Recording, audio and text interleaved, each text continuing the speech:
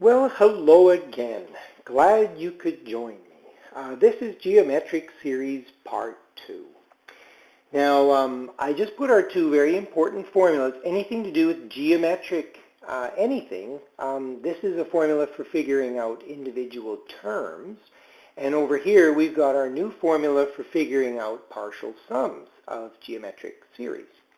And I've got a little example going here where I'm going to try and determine the sum of 15 terms, and it's for this particular geometric series here. So I look at my little formula and I go, well, what do I need? I need n. Okay, so that's pretty easy. N is 15. That's not too bad. And I'm going to need a, looks like. A is 4. So our first term is 4. Now here it gets a little trickier. I also need r. So what am I going to do? Well, I'm going to figure out what r is. So I remember, if I take my first term 4 and I multiply it by r, that's got to equal the next term, which is 6. And if I just solve this for r now, I'll just divide both sides by 4. Look at that. I get 1.5. So now I have all of the ingredients I need, and I'm going to go straight into the formula. So the sum of those 15 terms, that would be a, which is 4, times 1 minus r raised to the n being 15.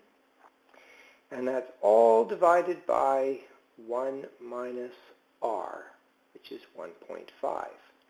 Now it's probably a really good idea to put brackets around the stuff on the bottom, or even just work out, what is 1 minus 1.5? Oh, that's negative 0.5. Sometimes it just safeguards you from making calculator mistakes. So anyway, if I do very carefully put this through on the calculator, here is what you're going to get. 3,495.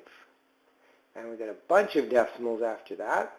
And I'll write down a few of them. I got 0.151123. So depending how many decimal places you want to go, there it is, quite accurate. Okay? So that's my answer. That's my first example all done. So I'm going to clear the screen and start a new example. Now, the second example that I'm looking at says determine the following sums. So we want to figure out 20 plus 10 plus 5. I want to keep going until I finally add this tiny little number way at the end. 0.3125. So I go, okay. Well, this looks geometric to me. So I look at this, I think, yeah, I think I'm timesing by 1/2. And then the 10 to the 5 timesing by 1/2. So I think pretty easy to see it's geometric, and the r value is 1/2. And the a value is 20, first term. Here's what I don't know. I don't know what n is. I see the value of the term, but I don't know which term that is. So of all things, I'm going to use the term formula. I'm going to use this one here to help me solve for how many terms are in this series. See, I'm going to put in the value of the term, which is 0.3125. And I know that a is 20. And I know that r is 0.5. And I just don't know n. So what I'm going to do is I'm going to divide both sides by 20. And I get really hideous little decimals. So it's 0.015625. And that equals 0.5 raised to the n minus 1. Now here's the good news in all of this. We know that n here, since it stands for how many terms, it's got to be some kind of whole number. So we don't want to get too fancy in all of this. So what I propose you do here, in order to solve for n, is I'm basically going to use kind of a guess and check.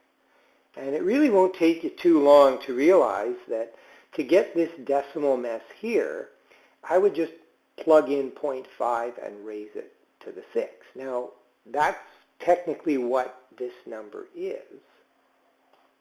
Okay. how did I get that it's to the 6? I guessed. I started with 0.5 to the 4, and oh, it's too small. Then I tried 0.5 to the 7. Oh, that's too big. So I kind of refined it down. And so now if you look at what you have, the decimal number on the left, that's 0.5 raised to the 6. And we're trying to figure out what n is, which is 0.5 to the n minus 1 here. Well, look at your two exponents. This has got to be a 6, and we've got that over here with n minus 1. In other words, n minus 1 has to equal 6. So that kind of tells me n has to be 7. And again, I stress this is kind of just guess and check for figuring out what n is at this stage here. That's kind of what you're doing. But however you get there, once you've got n, okay, then I can go straight to, all right, so I'm actually figuring out the sum of 7 terms. And I'm going to go and use a times 1 minus r to the n, which is 7. And all of that is over 1 minus r. And I'll put brackets around that.